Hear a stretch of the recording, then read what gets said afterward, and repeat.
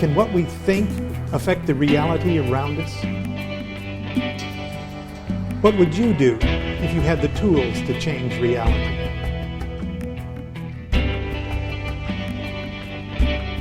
Reality isn't as real as one might imagine.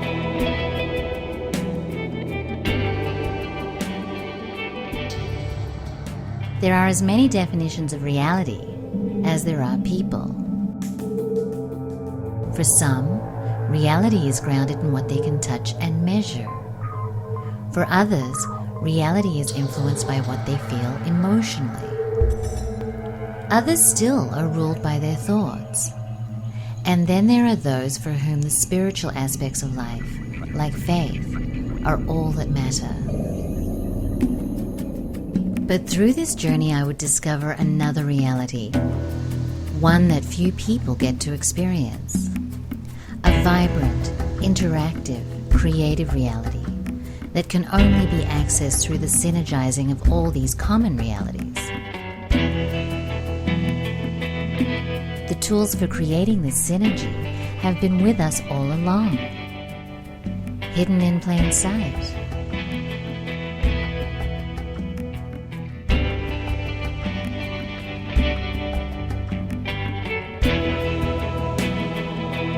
Recently, there's been an escalation of programming that treat on the subject of this great secret. Secret techniques for success. How to visualize and bring wondrous things into your life. Programs such as What the Bleep Do We Know and The Secret are providing people with tools that they can use in a practical way to bring more success into their lives, to bring more happiness into their lives, to bring more enlightenment into their lives.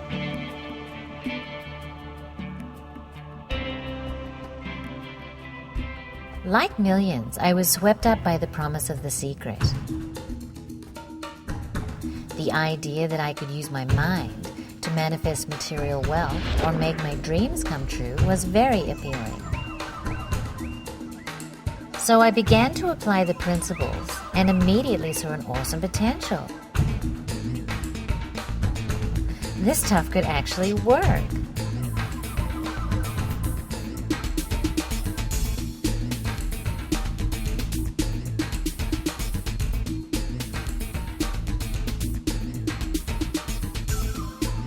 Some of the time, anyway. It was rather hit or miss, and I knew that if I was having these troubles, millions of others were too. Fortunately, my profession brings me into contact with a wide variety of experts, authors, researchers, and pioneers, representing many fields and viewpoints. I was sure that some of them could shed some light on this subject matter. So I decided to conduct my own investigation. My first question of each of them was their general impression of The Secret, its promise, and its validity.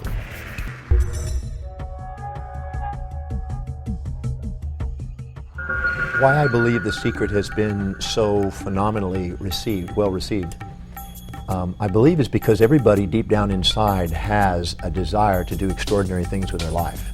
The Secret teaches, I think, a very useful and valid lesson of the role of intention in visualization in the scheme of things.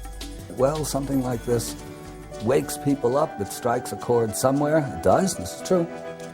And that chord can lead to, let's say, more complex music.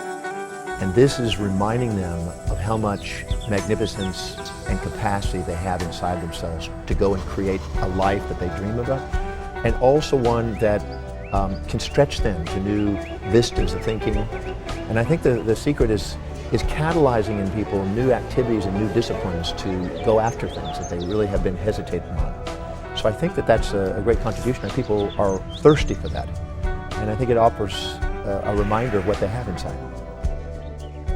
Well, we found The Secret to be an extremely life-transforming introduction. We were personally very inspired by The Secret, And the main value we saw in The Secret was that it really reinforces some of the main fundamental laws of attraction. It can be used visualizing your goals, changing some of your negative thoughts. I think for many people, they need exactly some of those lessons that this film brings, because they're so involved in creating their negative reality through negative intention. Now, people will actually benefit from this, especially if they've gotten themselves stuck in a self-created situation that is giving them grief. And many of us are.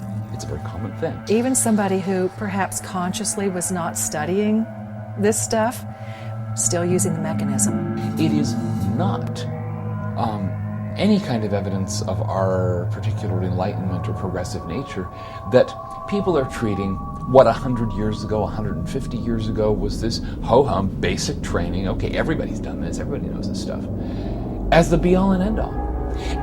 That being said, I'm glad the book was published, because after so many years of becoming so obsessed with the idea that material existence is all there is, and getting ourselves stuck in this mindset of being a victim of circumstance and a victim of other people, it's a nice first step. As I expected, I got widely varying responses. But what I didn't expect was that everyone agreed that The Secret contained a kernel of truth.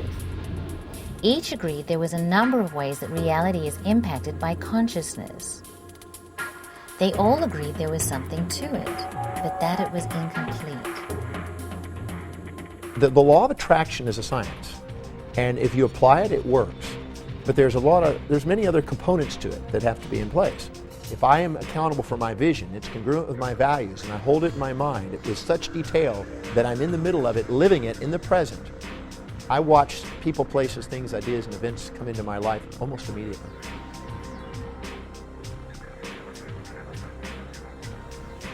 Sitting there and fantasizing that I want to be a millionaire, I want to be a millionaire, I want to be a millionaire, with values that have it low on values, without a strategy, to me it's a disservice to The Secret. It's a disservice to the law of attraction. Because that approach by itself, I think, is incomplete. And it will set people up for fantasies and nightmares. This idea of manifesting things through your attitudes, through your expectations, through, creating your own reality in the New Age sense, it's a kindergarten exercise in magical training. And it looks very promising for those people who are simply looking for a kindergarten existence, who want, somebody or something in the sky to give them what they want. But having a vision, which is the component that I believe in, and having a strategy to fulfill that vision, and having it truly a value to you, so it's not just a whim, you're now on the way to using The Secret wisely. And so there is a difference, there's a distinction, and there is a magic, but that magic is something that actually has a science to it, and it's basically having congruency between what you say you want and the values that you hold. And knowing your values, to me, is really crucial if you really want to manifest things. But this is the sort of thing that 100 years ago was given to people in the beginning of their training, saying, here, give this a try. Then we'll go on to the more interesting stuff. And then we'll go on to more interesting stuff still.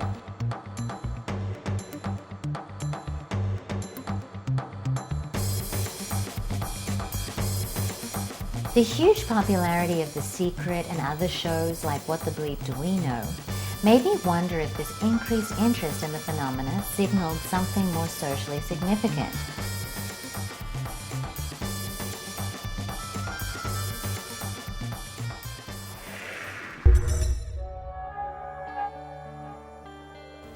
We see in the general populace an interest in these subjects as never before. You know, the mystery schools, the secret societies, and the initiatory rites were always there for those that sought them.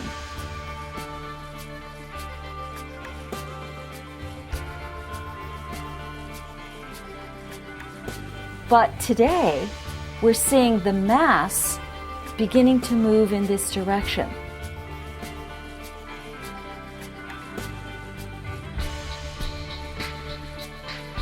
And it's not just an individual movement. Everyone has individual reasons for seeking and for getting on the path.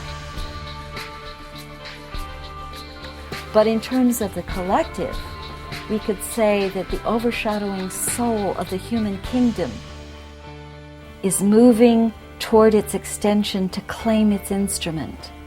And so the call of the soul is no longer an individual call.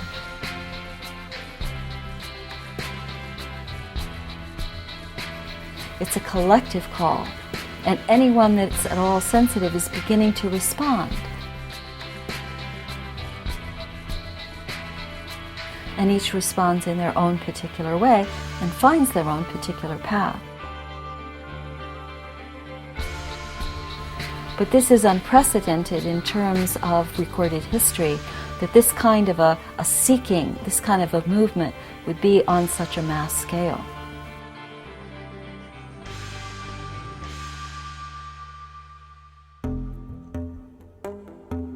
Georgia suggested that to really understand the secret, I should dig a little deeper into the source of the secret.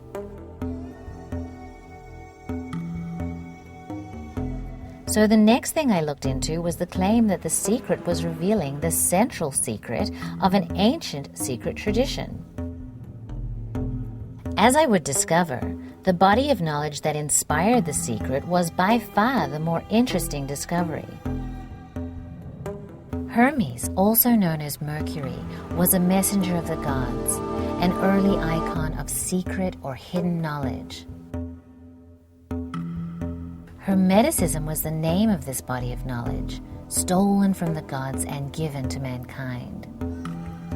After the rise of Christianity, the practice and teachings of Hermeticism, as well as the wisdom traditions of many other cultures, were outlawed, persecuted, and maligned into nearly total oblivion. Those scattered strands that remained did indeed have to become a secret.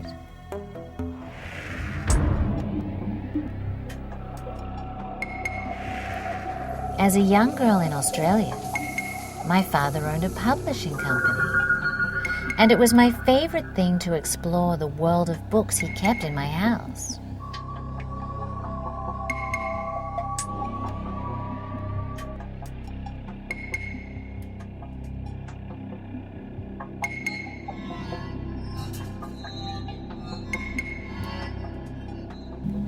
One of my favorites had the dramatic title Guide to the Mysteries. It was a compilation of wisdom traditions, ancient artwork, and magical symbols. The mysteries were the greatest secret and seemed to impart magical abilities to those worthy enough to complete the training process. At the time, a lot of what it said was lost on me, but everything stuck on some level.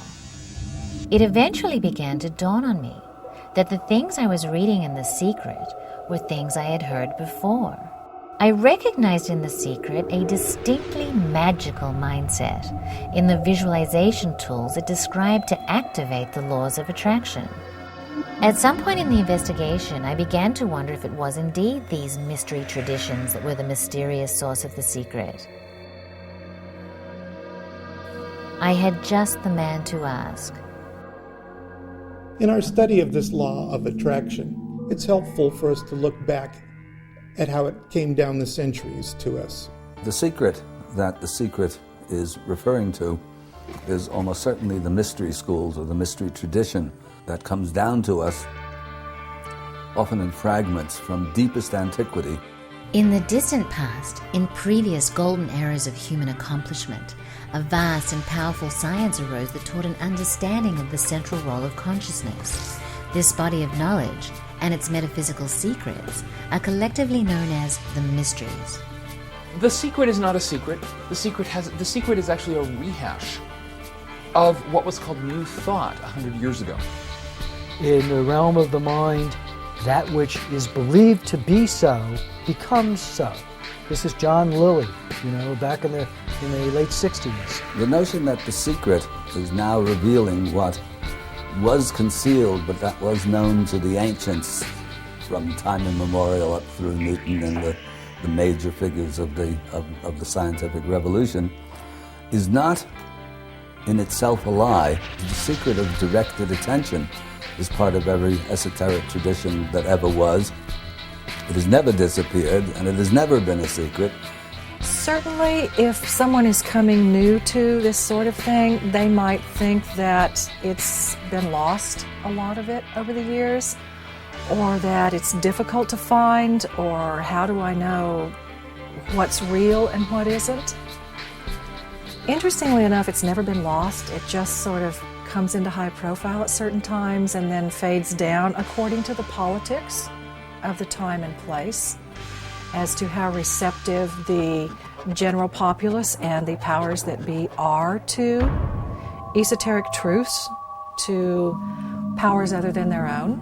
The mystery tradition has been with us as long as there is a record of humanity. The difference between the secret as it is expounded within the mystery traditions and the way it is expounded within this film is that in the mystery tradition, it is the development of the soul and the attainment of a higher consciousness that is the one and only aim that the aspirant or the disciple or the student should be aiming at. Anything that is other than that is a waste of time and actually a negation of the secret itself. So yes, but the secret has been around forever. Of course, it's a matter of directed intention. But Newton was not after a Lexus, and neither was Imhotep, the designer of Saqqara, or any of the other seriously and genuinely developed people from time immemorial. When it's your time to check out of the hotel, and you stand before the court of Osiris, which becomes, in a later variant, the judgment day of Christianity, the judges are not going to ask you if you were successful in getting yourself a Lexus or a fancy house. They are going to be interested in other things. They're going to weigh your heart. With potentially much more at stake than just getting a new car or a bigger house, my next step would have to be to learn as much as I could about these ancient mysteries, which were unanimously agreed to be the source of the secret.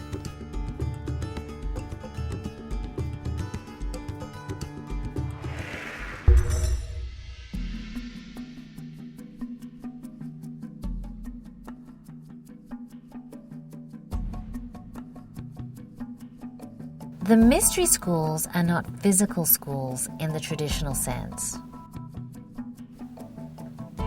They are rather a series of revelations that awaken the initiate to higher and higher realms of consciousness,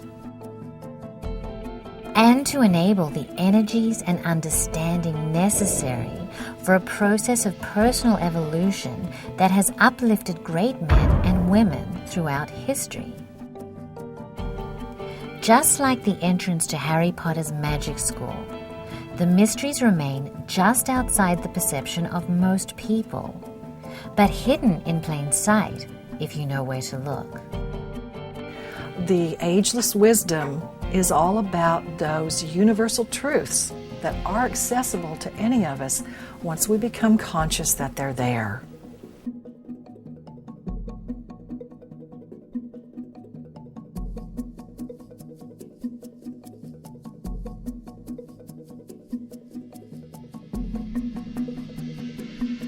When I was a young man, I used to read Popular Mechanics and other magazines of the day, and I'd see advertisements that carried pictures of great men in history: Isaac Newton, Plato, Claude Debussy, Paracelsus, great men of the past.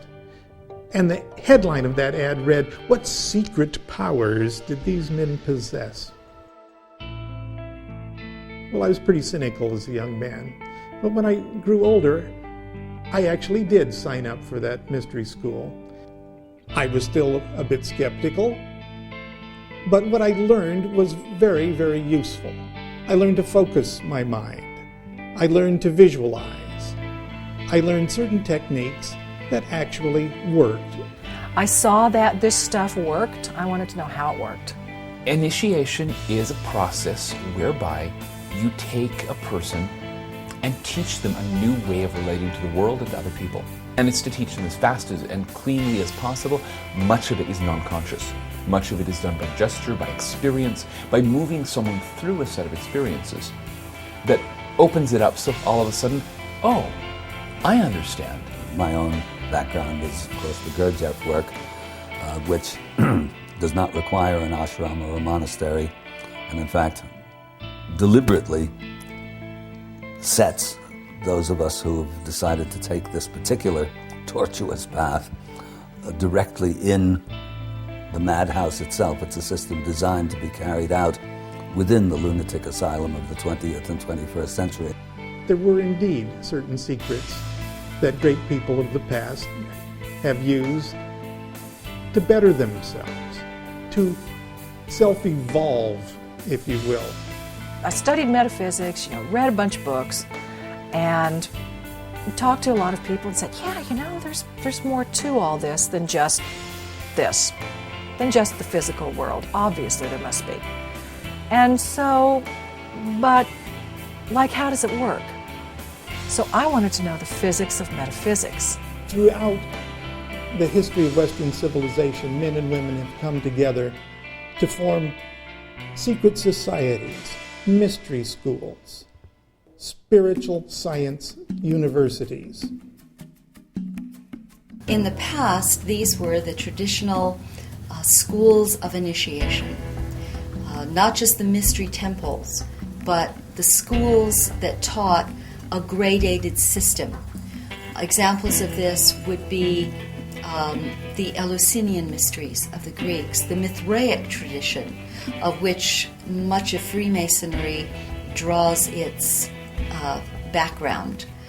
A systematic unfolding where a certain level of technique is taught, then you go on to a more advanced level, and it is a progressive kind of experience. And there are many variations on this theme. We see them throughout history, known and unknown. Throughout history, there have been individuals, both men and women, who have undergone a process of willed self-evolution. For the purposes of our discussion, we're going to call this process initiation. And we're going to call those people initiates.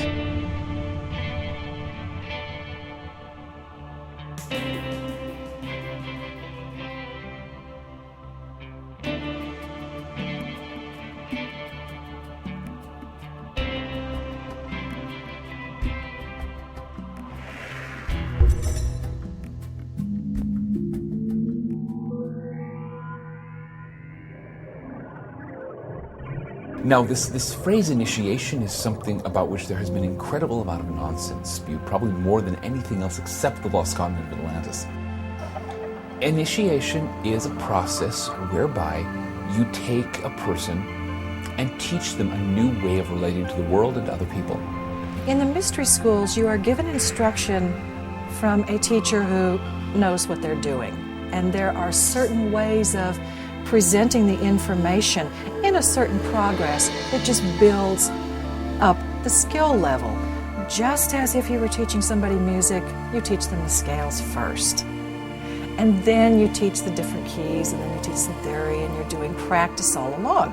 So in the same sense, the mystery schools, be it Rosicrucian or Masonic or Mithraic or Buddhist or whatever, I would venture to say, they all have certain steps about awareness, about your physical life, which is often why you'll find people on the various paths becoming vegetarian for a while, perhaps, or eschewing sex for a while, or doing certain prayers, doing certain types of meditation. It's about learning about your instrument, the instrument of the soul, and learning how to use it. And there are specific exercises, specific meditations that have been used across cultures and throughout the ages. And you would be introduced to those in sequence so that you build one upon the next upon the next. And it's not easy, or it wasn't for me anyway. I mean, it still isn't.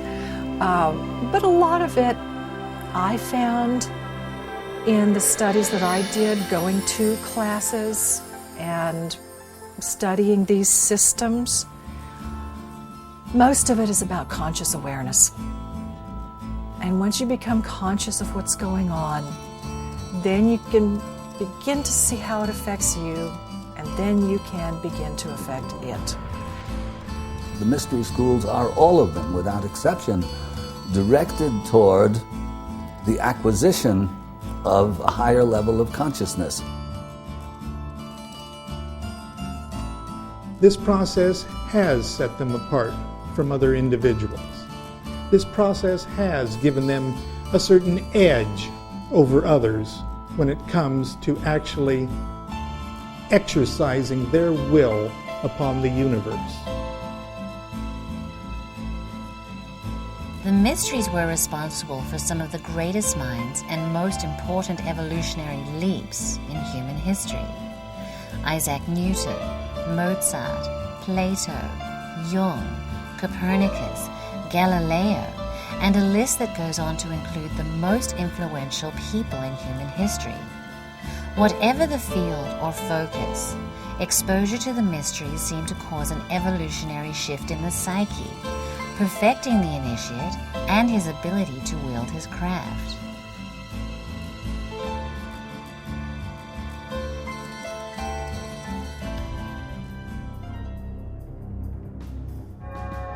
When we talk about mystery schools, the question is, of course, what's the big mystery in the mystery schools?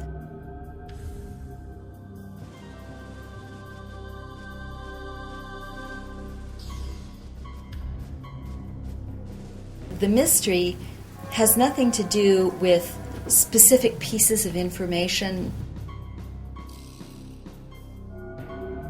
It doesn't have anything to do with specific rituals, colors of candles, or where you are in a floor of people that are officiating. It really doesn't have anything to do with that. The mysteries have to do with the movement from evolution to initiation. Humanity en masse has been riding the tides of evolution. This is a sort of unconscious cause and effect kind of learning.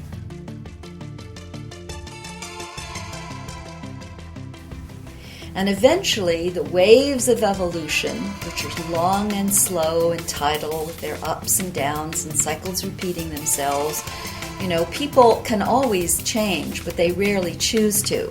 And so they'll repeat the same kind of relationship over and over again. Just because you've gone through something doesn't mean you're finished with it karmically. You're only finished with it when you get the lesson. And so humanity en masse is on these tidal kind of evolutionary cycles and waves. But eventually, these waves of cause and effect, unconscious evolution, toss you up on the beach. And at that point, you're sitting on the sand, and now movement becomes self-initiated.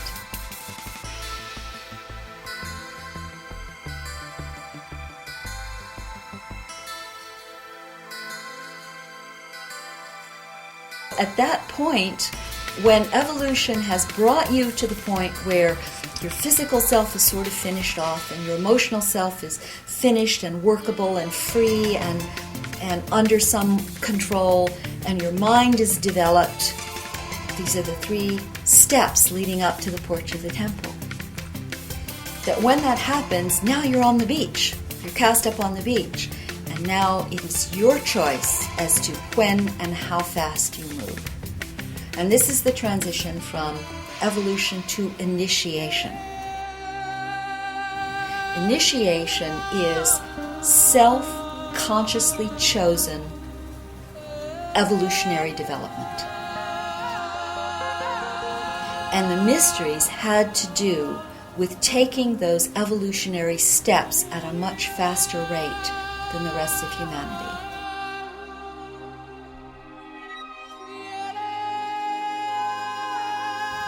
And so the training of the mystery school was to take that evolutionary development physically, emotionally, mentally, and spiritually to the next level. to the next step. And so it is self-initiated growth and development.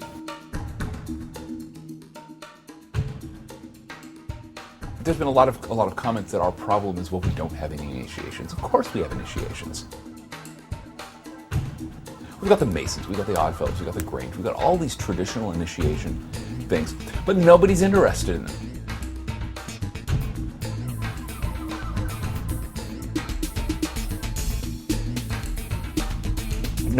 The reason nobody is, rushing through these initiations to become adults, I'm convinced, is because most people don't want to be adults. They want to be children, they want to be taken care of, they want to be spoiled rotten, and never have to take responsibility for their own actions. I will now get off my moral soapbox.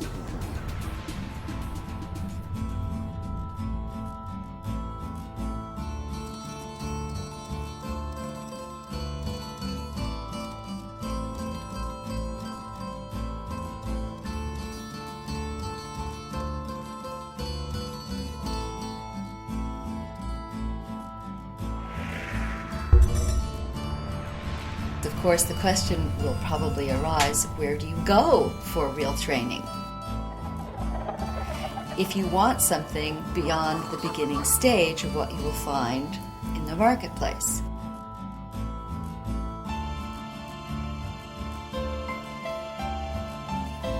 Some have been very public. Most have been behind the scenes, that the average individual would never know that they existed. They would be evoked when the individual got to that place where they were looking for that information, and they would find their way to these various systems.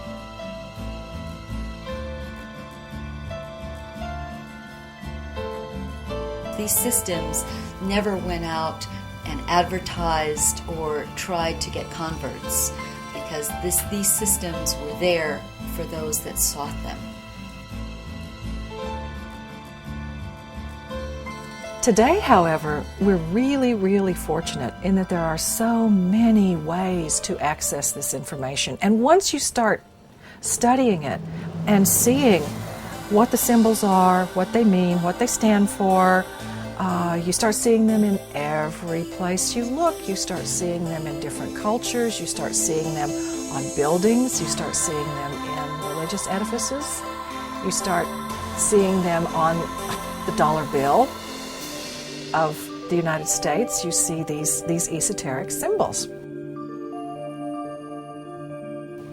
So it's all around us.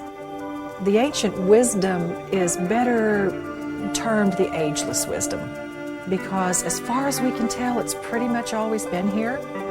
We've always had these elements of truth that have been a constant stream throughout humanity.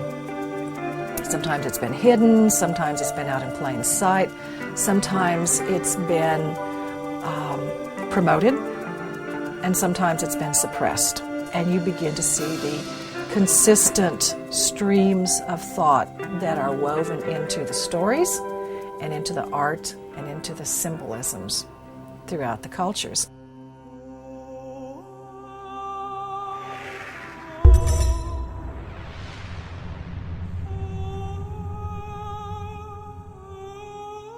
In their own times, tarot, alchemy, the Kabbalah, and astrology were all symbol systems whose highest purpose was to preserve and communicate the legacy of information. Different people are attracted to different mysteries. It's only natural. But it's helpful for us to know a little bit about each one of them, to see the big picture, to see the fact that this is one mystery, not many mysteries.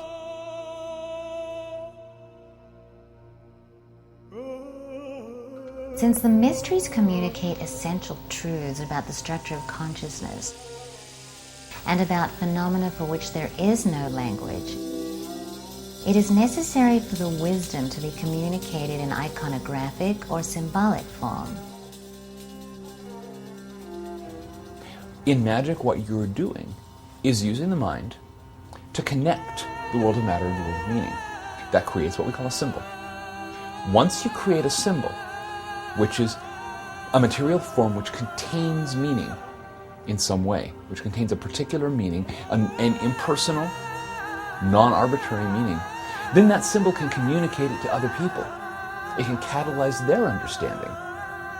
And once that's done, you then have something you can pass on from person to person as a tool to share the experience and meaning with others. The mysteries have guided and uplifted humanity seemingly for the entirety of human history, shifting media and frequency as the times and society required. Of all the forms the mysteries have taken, one of the most comprehensive is the tarot. It represents a compilation of transformative symbolism that has made it a mainstay of esoteric and metaphysical study to this day.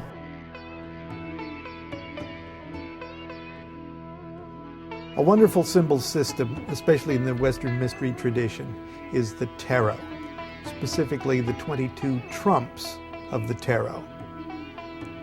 Each of those trumps is assigned one of the 22 letters of the Hebrew alphabet. The first tarot card is the Fool.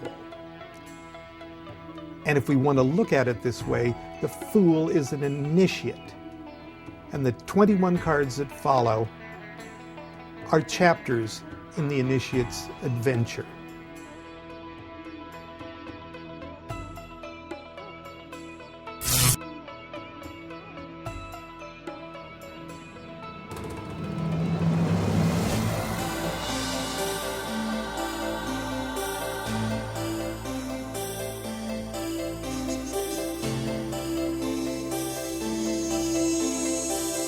In this deceptively simple symbol system lie the blueprints for the great work.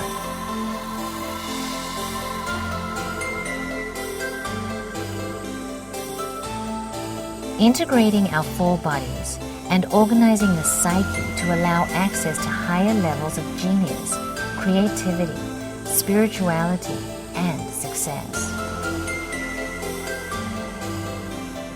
These mysterious and powerful symbols can be thought of as windows, each containing a world of information about the specific stage of spiritual or psychic unfoldment it represents. Encoded in the cards are keys to understanding many of the world's great symbol systems, including one of the most complex and comprehensive, the Kabbalah.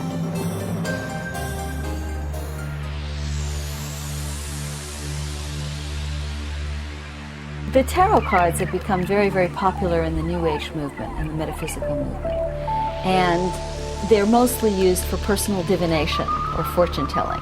That's the association that most people have with them. But actually, the tarot system, and there's a lot of controversy about how old they really are, some going back to Egypt, some only to the 1800s. But what they represent is instruction on the Kabbalah.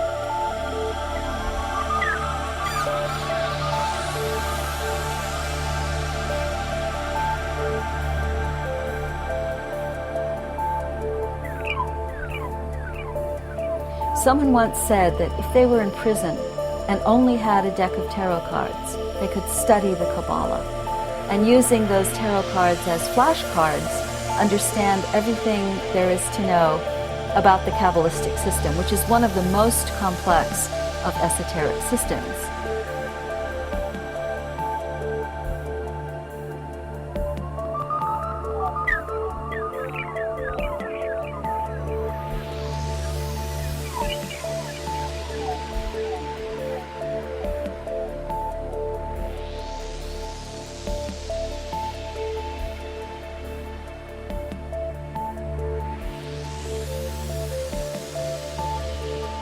You can see part of that story in the tarot cards and in what each tarot card represents as a stage of that development, a stage of that unfoldment, a stage of mastery over certain of those elements at one level or another level. The systems are intertwined with one another, and eventually the study of one leads to a study of another and another. each parallel or reinforcing system providing another piece of the puzzle, a slightly different perspective. Eventually, the study and synthesis of all the systems can provide the initiate with the clearest picture. The problem is that because tarot cards have become so popular, everybody is creating a deck. And there are very few that are actually accurate in terms of esoteric symbology. And people don't understand that. And so you see what's happening there with so many other things. It's being used for personal divination, fortune telling at its lowest level. Again, people think that this is all there is, not recognizing that there is a level of higher mind and spiritual study that can be involved in those particular pictures and those particular symbols. The formula for the great work is contained in the symbolic windows of the tarot. The structure of the universe, its mirrored structure in consciousness, and timeless procedures for accelerating one's evolution by rising back up the ladder out of materiality. Not only do these greatly misunderstood symbol systems contain eerily accurate schematics of the psyche and roadmaps to accessing higher levels of consciousness, but they go even further to reveal to the initiate the answer to the central mystery of existence. Who am I? Or the same question asked a different way, what is consciousness? In each initiatic system, this question is addressed by its central myth, the identity which the initiate assumes. In each allegory, we see that beneath all the symbolic variations, they all tell the same story of consciousness on its journey through existence, the forces which comprise and shape it, and the ways it can be perfected. Michael Greer discusses the central myth. We have to deal with the fact that the word myth has been debased in modern use. Myth does not mean a story that's not true. Myth means a story that's important. Okay? It can be historically true or not, as the case may be. The American Revolution is one of the great myths of our country. And it happened. Gosh. It's still mythic. It's still the point that we reach back to. And that's what a myth is for a lodge. You have a story. I would say these days, if I were rewriting the book, I would call it a narrative. It's interesting to take a look at the different stories, the different allegories that are used to teach these basic truths of the internal workings of our consciousness, the rising up and working through the different chakras, the centers of motivation, and also our relationship with each other, the world around us, and the world above us. The core narrative of the lodge is the story the lodge tells to itself, which defines what it is and who its members are. It defines an identity for its members. The Masons, of course, the narrative is about being a stonemason at King Solomon's Temple. It's about being Hiram Abiff, the master builder of the temple, who accepted death rather than revealing the secrets of Masonry. In other fraternal orders, in other secret societies, the myth is different. In the Golden Dawn, it was Osiris. In the Golden Dawn outer order, I should say, it was Osiris. In the inner order, there's this mutation where Osiris starts becoming Christian Rosencrantz. And one of the things that makes the Golden Dawn such a fascinating tradition and so powerful is precisely because there are 5 or 6 myths going on once, and they're sort of phasing in and out and producing this unparalleled complexity of myth. Every symbol system tells basically the same initiatory story in a little different way. One of the most popular and well-known in the Western mysteries is the Masonic myth.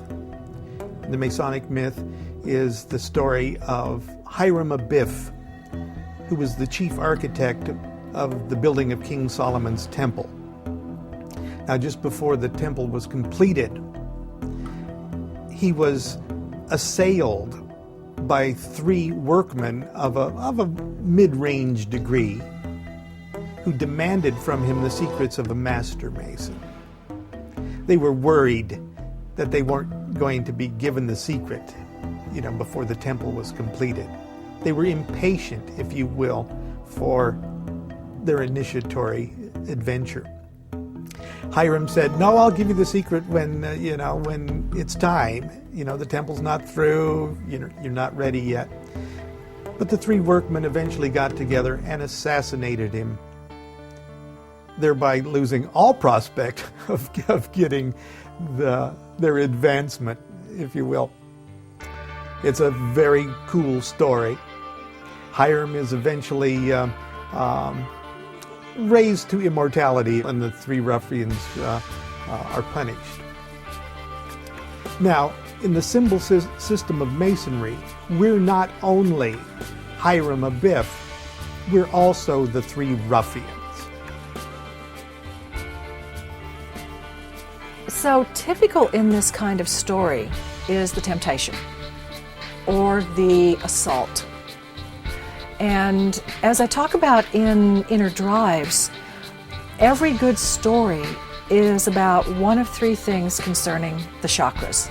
It's either about maintaining your place and perfecting what you're doing, or it's about aspiring to a higher center, or it's about dropping to a lower one and then trying to claw your way back up, or be saved, be rescued. Now, sometimes the fall is due to your own temptation and fall, and sometimes you are brought down by someone else's deviousness. But typically, the characters in the story will represent one type of burden, one type of temptation, one type of barrier to our own inner growth. For instance, the ruffians who slay Hiram Abiff, who is the Ajna center, the higher consciousness, ourselves, are often said to represent the heart center, sometimes even the solar plexus, because there's that greed and me thing in there, and very separatist and jealousy.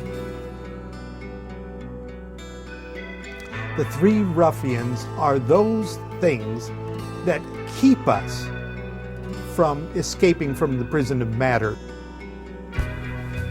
They are our flaws. They are our premature activities, our vices that keep us from realizing the perfect consciousness of Hiram Abiff. Now, in Masonry, they have the Solomonic myth, where the Temple of Solomon is allegorical for the body that we inhabit, also for the body of the group, or for the body of a people. So you have a temple, and certainly I can see why the temple was used, because it was a major feature in people's lives in that time. And you have the builder of the temple, the architect, Hiram Abiff, who to me symbolizes the Ajna center, which is that center of consciousness which balances and integrates the rest of the form, the rest of the body, the rest of the self. And yet it takes direction from the crown center, from Solomon the king. So you have the architect who is building the temple, and then bad things happen, and some bad guys come in, and there's murder, and there's trying to hide it. Like they always say, it's not the crime, it's the cover-up. It's the really bad thing. Well, that's a big part of the whole Solomonic myth, is, who's actually guilty of having committed this crime, and what does it mean, and how does a resurrection of the slain consciousness come about, and how can we become part of it? Well, this concept of a higher being who is in direct communication with, or often is, a god, who is drawn down, who is martyred, if you will, by common people, is so consistent across every culture.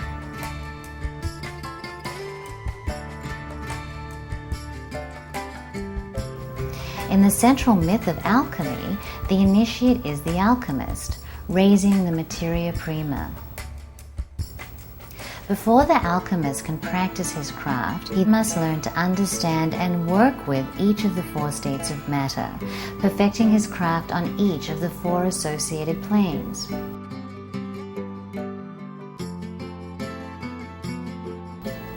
In the metaphor, the alchemist must perfect the materia prima and transmute it to gold. The materia prima is itself allegorical for the raw, unstructured consciousness. The allegorical gold is consciousness raised to full potential. Alchemy is a very interesting allegory for, let's say, for the path, for the secret. It begins with lead, the materia prima, in other words, the first matter, which is probably not to be understood, at least in its psychological sense, as physical lead. It is physical lead in the alchemist's laboratory, but basically it represents the complex of, let's say, the complex of psychological or soul forces that comprise us. If I say, who are you, Joe or Jim or Sarah or whatever, you don't think of your body as such, you think of everything that makes you you. It's that has to be transmuted through the alchemical process, the inner alchemical process as well as the outer alchemical process, into gold. Transmutation is a word that certainly has physical science implications. For the alchemist, it meant the transmutation of matter, or the changing of matter from one state to another. And in alchemical traditions, this was via the application of heat in some way. But in a spiritual sense, when we talk about spiritual alchemy, we're talking about something other than making lead into gold. I mean, everybody knows that alchemy, the idea of alchemy is to change lead into gold, and that should be taken both literally, because that's what the alchemist started off with, lead, but a little bit of gold. According to Gurdjieff, you cannot turn lead into gold unless you already have a little bit of gold. That's the attraction, let's say the attraction of, or the understanding, the inkling, the intuition that we're more than just material beings, that we have the possibility of arriving at a different conscious state. The real alchemist understood that the great work was really within the body of the alchemist himself. It wasn't the changing of outer elements, although those were nice side benefits, because a pattern once understood can be fractally applied at many different levels. Okay? So, real alchemy then has to do with the transfiguration or the transmutation of one's self. Of course, the gold is, again, a metaphor for a higher level, and one of the reasons gold is chosen is that it is eternal in the sense that it reacts with nothing. It is itself immutable, it's forever, and so the objective of alchemy is to turn, let's say, the lead, which represents the material world, into the gold that is eternal and yet within the material world. And this includes the physical self, refining the matter of the physical body and the cellular structure to vibrate at higher and higher levels. And the end result, of course, as written absolutely in Egypt particularly, eloquently and formally, is the whole idea of eternal life. Like the gold we achieve if we have done our work to perfection, we achieve a level of consciousness, the body dies, the lead disappears, it's transmuted into gold, and our name, the Pharaoh's name, lives forever. It means that his individuality has achieved a state, call it cosmic consciousness, and that is the objective of the exercise. This is the work of the alchemist. The alchemist was not only that individual that engineered the divine marriage within themselves, that this merging of overshadowing soul and personality to become a whole integrated spiritual being focused in this time and place, having access to these other realms, having mastery, but choosing to work here for the sake of humanity, to lift humanity, to lift the matter of the world involving the other kingdoms in nature. Humanity as a kingdom in nature is the consummate alchemists. It's the job we do for the planet. We play a part within that grand cosmic scheme, and our part is to alchemically transmute what we are born with, the seed of a soul, not a soul itself. We are born with the seed of a soul, like an acorn. And an acorn just stays a hard nut and does nothing unless it falls on fertile ground, sprouts, circumstances are just right, eventually it becomes an oak tree, it has realized its potential. It's an analogy, analogies only go so far, but basically we're born with the seed of a soul, and that soul has to be planted, nurtured, tended, and all of this is very, very hard work. If your hard work is directed into getting a Lexus, you're not really developing a soul, period.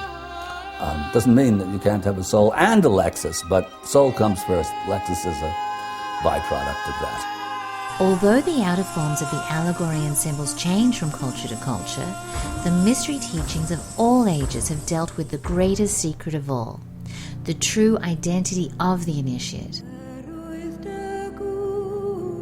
and the path of transformation from lower to higher planes of consciousness.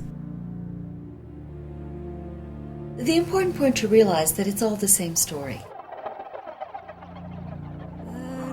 The example I often use is a mountain. Everybody starts climbing the mountain at its base, but the base is very wide. And the culture that lives on one side of the mountain may be very different than the culture that lives on the other side of the mountain. And they don't like each other, and they don't talk to each other. But as each climbs the mountain, they not only come closer to the top of the mountain where they all meet, but on the way, they gradually get closer to one another. And so we see systems throughout the world, again, these broken pieces of the mandala, that each have a piece of it, and they echo one another. And at a certain level of metaphysical training, you know that no one system has all the pieces. And you have to have enough synthesis in your own consciousness to be able to look into science and see an important piece, and in Egyptian mythology and see this piece over here, and in Greek history, and put them all together in a meaningful way. These are the pieces of the body of Osiris. Okay.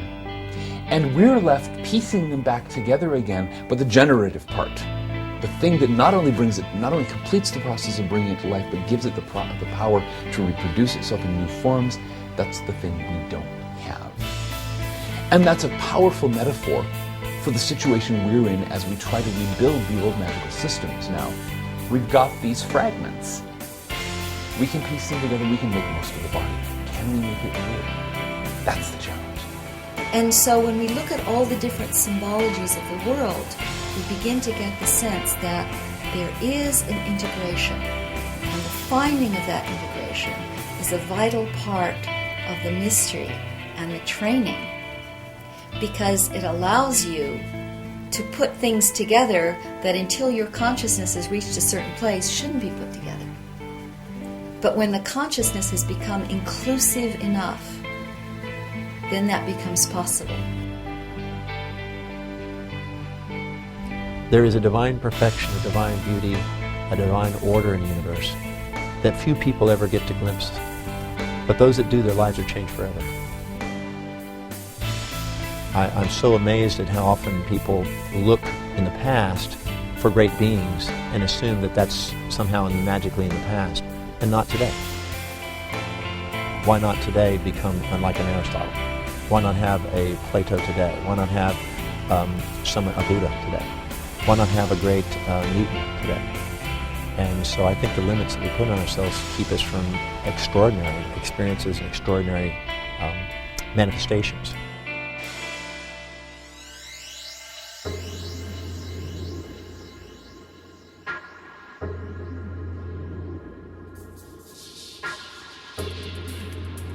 We have come a long way from the secret. Who would have thought that the quest for material wealth could have led us to life's ultimate reward?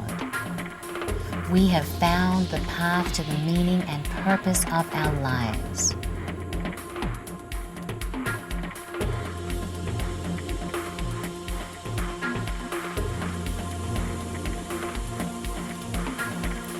This path leads to finding our own unique genius, the same higher genius that was found by great men and women throughout history.